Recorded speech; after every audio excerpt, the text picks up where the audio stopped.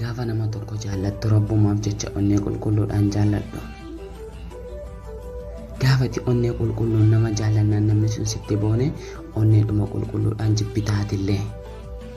Jaalalaaf nama hin kadhatin, jaalalti kennaadha. Yoo onnee kee keessa jiraate namni ati jaallattu kadhaa hin barbaadu waan ta'eef onnee kee keessaa nama tokko yoo qabaatte qalbii keetillee kan isaa godhe qalbiin kee bakka biraa akka hin dhaabbanne taasifadhu.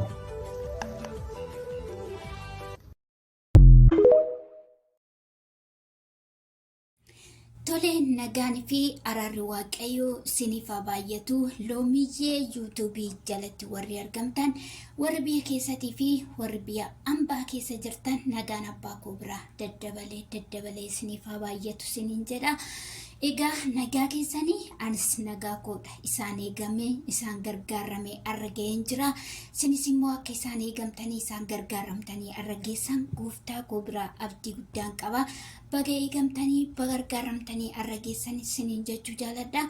Egaa warroonni Loomiyyee maaliif baddee maaliif yuutuubii keerra hin jirtu maaliif baddeettanii karaa keessan gaafachaa jirtanii waaqayyo baraa fi jireenya keessanaa eebbisuu eebbifamaa isiniin jedha.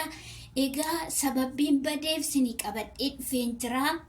Sababbiin badeef sana sinii ibsuu dhufe hiriyaa kiyya tokko jechuudha. Hiriyaa kiyya kan ijoollummaa abee na jalaa fudhatte abee loobii jechuudha. Na jalaa fudhatte abee hiriyaa kiyya sana naa deebisii maam naa deebisuu diddaa naa deebisii yoom naa deebista otuman jedhuune ji'a lakkoofsistee jirti. Amma har'aatitti naan deebifne jechuudha. Innaa bilbila isaan kennee fi ishiin janaa'uma jirti. Dhisi lakkii naa deebisii maal taate abee lakkii naa deebisiin jechuun jira. Egaa har'a maaliif akkas jechuu dandeessaree yoo jettanii akka naa gaafattanii jechuudha. Akka naa gaafattanii irraa naa fuutanii isiniin jedha gaafadhaatii irraa naa fuudhaa isiniin jedha. Siirtanii machuu dhufe abee hiriyaa koo naa deebisi. Naa deebistamoo naan deebistu. Egaa ani karaa keessaa sitti mandhee dadhabnaananii kana nasirraan himachuu dhufe jechuudha. Oo nama taate yoo dhuguma abee yoo ati dhuguma nama taate hiriyaa koo naa deebisi. Hiriyaa koo kan ijoollummaati maal taate? Ijoollummaatti ni argadhe.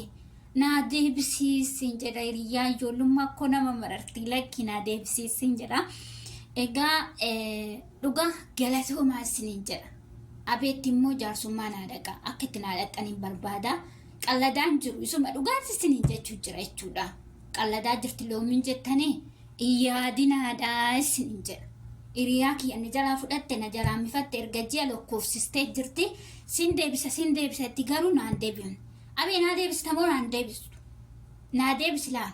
Naa deebisi karaa keessattis karaa dadhabee naa deebisi sin jedha lan na dhaga'ii. Oo gurri sitti jiraate egaati gurra maalii qabdaa miti. Egaa hiriyaan koo kam yoo jettanii hiriyaan koo kan ijoollummaa ishii kana jechuudha.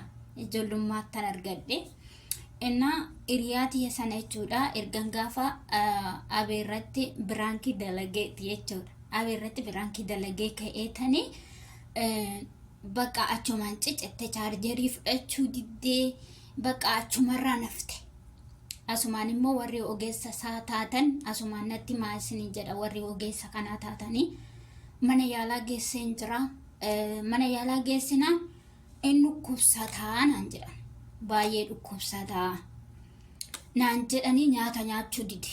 Kanaafiyyuu warroonni kanatti beektan immoo asumaan natti maa koottaa natti maasiniin jedha. Hiriyaa koo abeen na jalaa fudhatte isa kanaadha. Isa kana itti rifatte ta'een beekwanii. Ishii kanaanani kanan biraankeetti dalagee jechuudha. Isa kanaan biraankeetti dalagee ka'ee bakka abeerratti biraankii dalagee ka'ee sha'aana naa fudhachuu diddee bakka minaan naa nyaachuu diddee siniin jedha. Minaan nyaachuu diddee asumarraan cicedhe hafee. Innaa maaliif baddee hoo jettanii isa kanaafan badee jechuudha.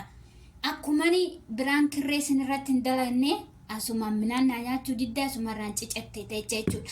Loomi maaliif biraankii dhumarree hin daladduu jettanii warroonni na gaafattanii kunooti minaan nyaachuu diddee siniin jedha. Minaan nyaachuu diddee mana yaalaa geesseen jira. mana yaalaa erga geeffamte inni dhukkubsatti duutee jirtiidhaan gonguma duutee jirti fayyitoodhaan. Kanaafiyyuu isa kana sinitti himuu dhufee sinin jedhaati biraankii dalaguu baa'istee garaa namaa sitti rifatee jira. Kanaan booda ani midhaan nyaachuu dhaaba malee ati biraankii hin daladdu jettee jechuudha. Tuni kanarratti dhaabbatte. Inna akkasanii sinin jedhaa isa kanan qabadhee siniif dhufee adara wanroonni beediyoo keenyaa daawwachaa jirtan warroonni jajjabeessaa jirtan gooftaan baraa fi jireenya keessanaa eebbisu eebbifamaa sinin jedha. Warroonni natti jabalamtanii maatii koo hin taanes koottaa maatii koo ta'a na jajjabeessaa na bira dhaabbadhaa wal biraa dhaabbannu walaa jabeessinuu sinin jedha. Eebbifamaa baay'ee sin jaaladha baay'ee sin kabaja. Si yaadeen jira jechuudha baay'ee si yaade sinoo warroonni na yaadne yoo jiraatanis warroonni na yaadanii karaa keessaan dubbiftanii sin galateeffadheen jira galatoomaa isinin jedha baay'ee guddaa sin galateeffadha jechuudha.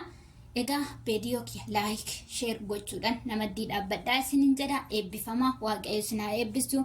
Bye bye amma walitti deebinutti turtiin gaa sinjib maalifan sijibba natti odeessanis hamaa kee waan dhibba ani hin argine maal jedhe sijibbuuf sin jaalanne ati kennaa kooti rabbi sinaa kenne jecha namaa irraa gurra keenya cufnee nu waliin jiraanna burullee gammannee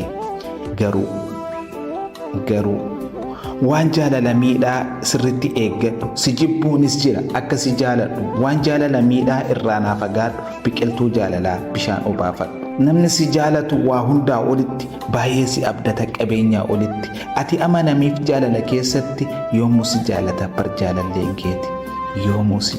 bar jaalalleen keeti nagayatti galatooma laayik sheer fooloo gochuun dagatina.